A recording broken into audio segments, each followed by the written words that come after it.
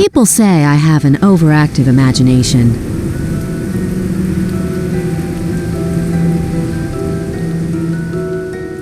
I'm a writer, after all. It's my job to dream up new stories.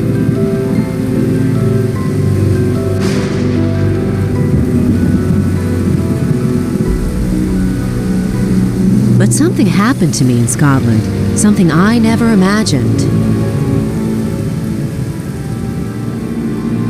The novel that you are about to read is no longer fiction, dear reader.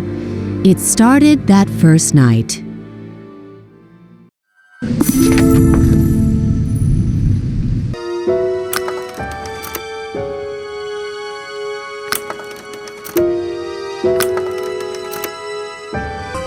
Why was David haunting the manor, and why was Charlotte with another man?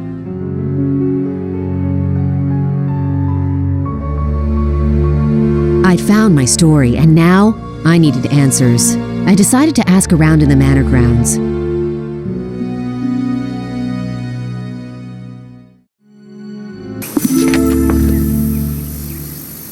Was David's death a suicide or murder? The more I uncovered, the less I knew. David was buried in the town nearby. Maybe I could find more information there.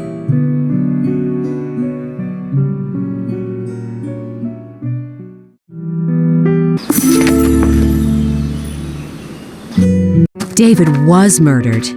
But by whom? Joseph, his trusted stable hand, or William, the jealous suitor? I couldn't stop now. I packed my bags, said goodbye to the concierge, and headed for England.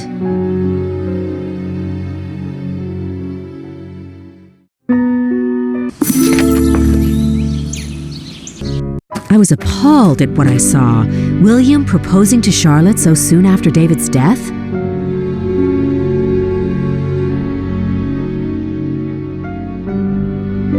But maybe things were not as they seemed. The answer I knew would lie inside Howard Estate.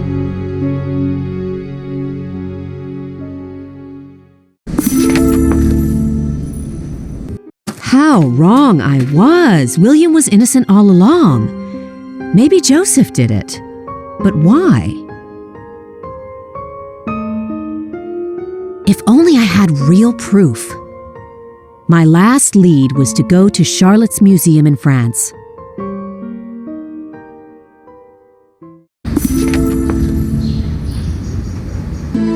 I could not believe it. Margaret had David killed.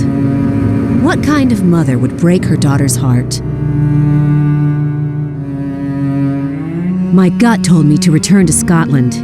Maybe at the scene of the crime, I can avenge the lovers' deaths.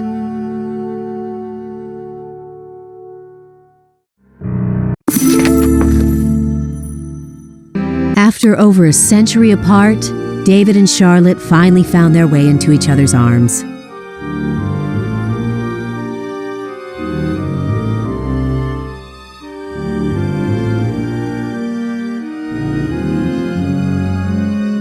People tell me, write what you know. I left Scotland knowing more than I could ever dream.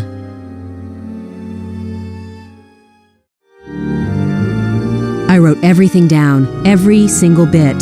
David and Charlotte's story needed to be told. I gave it to my editor, who was brave enough to publish the novel you now have in your hand.